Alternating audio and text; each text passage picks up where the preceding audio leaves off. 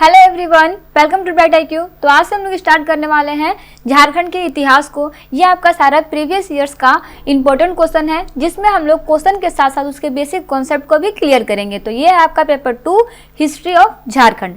तो बिना लेट के हम लोग स्टार्ट करते हैं क्वेश्चन नंबर 1 से। पहला क्वेश्चन है आपके पास कि नागवंशी राज में राजस्व प्रशासन की देखरेख कौन करता था। आपके पास ऑप्शन में दिया हुआ है दीवान, पटवारी, वकील या उपरोक्त सभी। तो देखिए, नागवंशी राज में क्या था कि राजस्व प्रशासन का देखरेख जो था वहाँ पे दीवान भी करते थे, पटवारी भी करते थे, वकील भी करते थे। दैट मीन्स इसका करेक्ट आंसर क्या हो जाएगा? उपरोक्त सभी। नेक्स्ट क्वेश्चन देखते हैं जो है आपका कि मुंडा समाज में गांव का मिश्रित रूप क्या कहलाता है। आपके पास ऑप्शन में दिया हुआ है पढ़ा कहलाता है, महतो कहलाता है, पाहन कहलाता है या फिर मानकी कहलाता है। तो चलिए इससे रिलेटेड हम लोग कुछ इंपॉर्टेंट फैक्ट को देखते हैं। जैसे अगर हम लोग बात करते हैं तो परंपरागत मुंडा शासन व्यवस्था जो है उसमें पढ़ा 12 से 20 गांवों का समूह होता है। दैट मीन्स मुंडा समाज के गांवों का मिश्रित रूप क्या कहलाता है? तो वह है आपका पढ़ा कहलाता है। नेक्स्ट क्वेश्चन देखते हैं जो है आपका कि पाहन का सहायक कौन होता था। आपके पास ऑप्शन में दिया हुआ है पुजारा, मनभरा, कोटवारा या फिर भंडारी। तो देखिए इसके लिए हम लोग कुछ बेसिक कॉन्सेप्ट को समझते हैं। जैसे अगर हम लोग बात करते हैं मुंडा शासन व्यवस्था की, तो मुंडा शासन व्यवस्था में क्या था ना कि गाँव के राजनीतिक प्रधान को मुंडा कहा जाता था। क्लियर है? अगर यहाँ हम लोग देखते हैं तो पाहन एक आध्यात्मिक प्रधान का पद होता था, जिसकी सहायता कौन करता था या फिर जिसका सहायक कौन था? तो वो था आपका पुजारा, जिसे हम लोग क्या कहते थे? पुजारा कहलाता है। दैट मीन्स पाहन का सहायक कौन है? वो है आपका पुजारा। नेक्स्ट क्वेश्चन है आपके पास कि हो जनजाति समाज में विवाह प्रथा क्या है। आपके पास ऑप्शन में दिया हुआ है वधु मूल की प्रथा, विवाह बहुगोत्रीय होता है या फिर आंदीप, बापला, दीकू आदि, ओरोर, तीपी, राजी खुशी और अनादर आदि विवाह प्रचलित है। तो जी हाँ, इसमें ये तीनों कथन जो है इसका सही है। यहाँ पे ये हर तरह का विवाह प्रथा जो है वो चलता था। चलिए नेक्स्ट क्वेश्चन की तरफ बढ़ते हैं।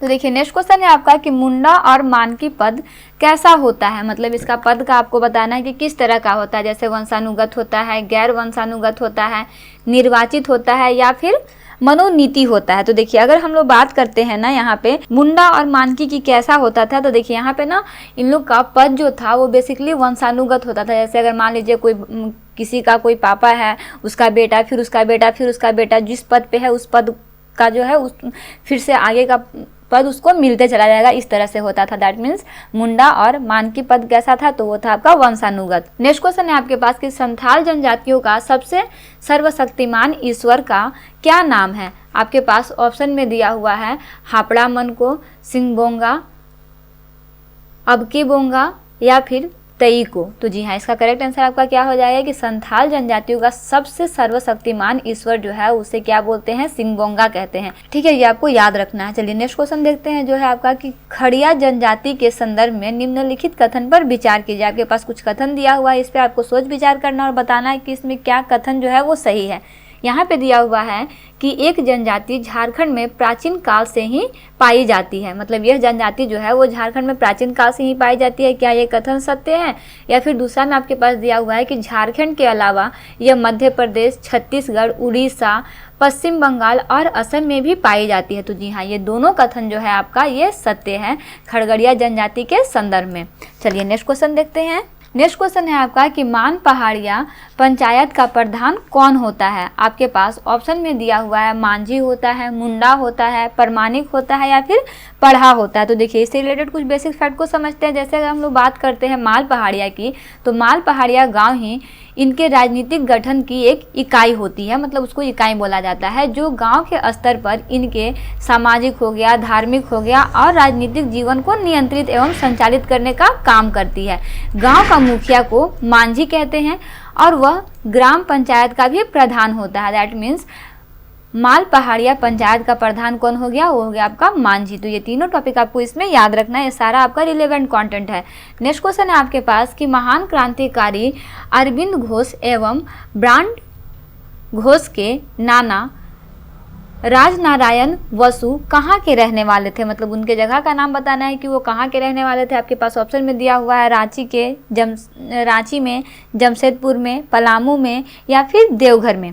तो देखिए इसका करेक्ट आंसर आपका क्या हो जाएगा कि ये जो थे वो कहाँ के रहने वाले थे, तो झारखंड देवघर के रहने वाले थे। ठीक है, चलिए नेक्स्ट क्वेश्चन है आपके पास कि चंपारण आंदोलन की रूपरेखा झारखंड के किस स्थान पर तैयार की गई थी। आपके पास ऑप्शन में दिया हुआ है जमशेदपुर में, रांची में, पलामू में या फिर देवघर में। तो देखिए इसको समझने से पहले इसके बारे में कुछ बेसिक फैक्ट को समझ लीजिए। जैसे ये तो पता है कि इसका आंसर पता हो ही जाएगा, लेकिन इसके पहले हम लोग कुछ चंपारण आंदोलन के बारे में जान लेते हैं। जैसे अगर हम लोग बात करते हैं चंपारण आंदोलन की, तो इसका रूपरेखा जो है वो झारखंड के रांची नामक स्थान पर तैयार की गई थी। कहाँ से? रांची से। चंपारण आंदोलन के दौरान कहा जाता है कि गांधी जी जो थे वो 21 दिन तक झारखंड में रुके थे, और ये समय कब का था? तो वो था आपका 1917 का। तो ये आपका टॉपिक रिलेवेंट है, इस टॉपिक को आपको अच्छे से याद रखना है। चलिए नेक्स्ट क्वेश्चन देखते हैं।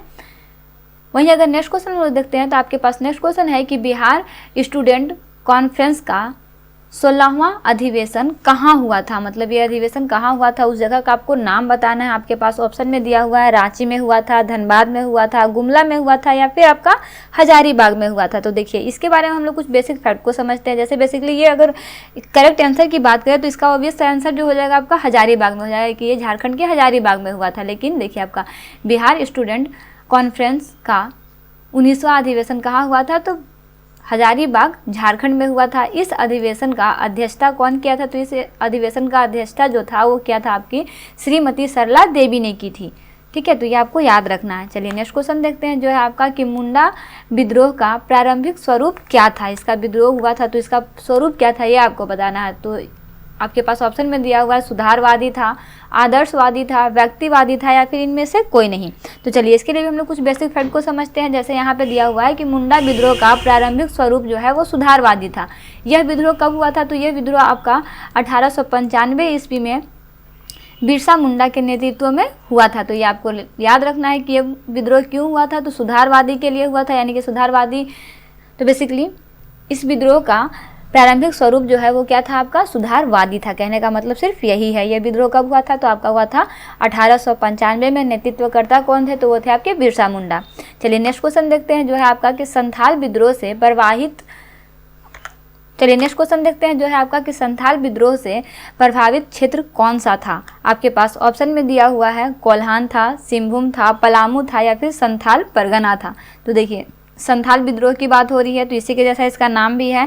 दैट मीन्स इसका करेक्ट आंसर क्या हो जाएगा? संथाल परगना हो जाएगा। देखिए इसके बारे में अगर कुछ बेसिक फैक्ट की बात करते हैं तो ये है आपका कि यह विद्रोह 1855 ईस्वी में सिद्धू कान्हू के नेतृत्व में प्रारंभ हुआ था। किसके नेतृत्व में? सिद्धू कान्हू के नेतृत्व में प्रारंभ हुआ था। कब हुआ था? 1855 में हुआ था। इस विद्रोह को हूल आंदोलन के नाम से भी जाना जाता है। किसके नाम से जाना जाता है? तो हूल आंदोलन के नाम से जाना जाता है। ये आपका बहुत इंपॉर्टेंट है, इसे आप ना अच्छे से रिविजन कर लीजिएगा। ठीक है, चलिए नेक्स्ट क्वेश्चन देखते हैं।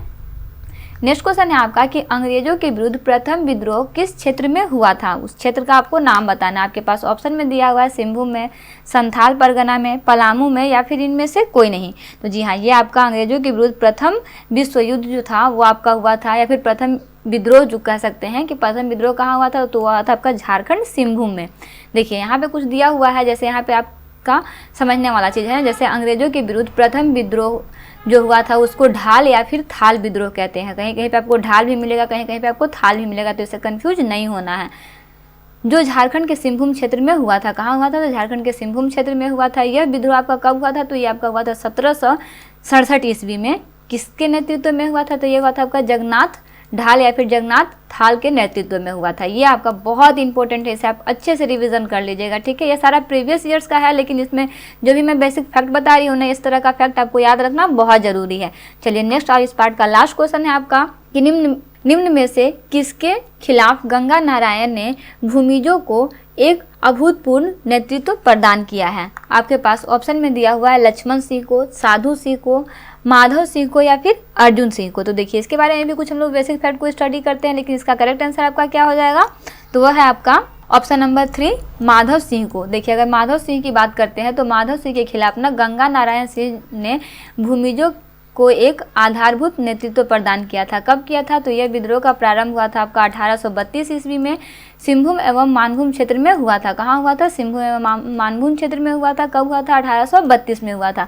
तो देखिए इस तरह से आपका हिस्ट्री ऑफ झारखंड का पार्ट 1 जो है वो कंप्लीट होता है। इसमें सारा आपका प्रीवियस ईयर्स के क्वेश्चन को इंक्लूड किया गया है, प्लस में हम लोग बेसिक कॉन्सेप्ट को भी क्लियर कर रहे हैं, ताकि आपका क्वेश्चन के साथ साथ उससे रिलेटेड जो भी टॉपिक बन सकते हैं वो सारे टॉपिक आपका कंप्लीट हो जाए। तो वीडियो को मिस मत कीजिएगा। पेपर 1 का लिंक आपको डिस्क्रिप्शन बॉक्स में दिया हुआ है। पेपर 1 में भी हम लोग बहुत सारे क्वेश्चन को सॉल्व कर चुके हैं, तो वहाँ से आके आप उसको भी अच्छे से स्टडी कर सकते हैं। तो मिलते हैं नेक्स्ट वीडियो में एक इंपॉर्टेंट पार्ट, एक इंपॉर्टेंट टॉपिक के साथ।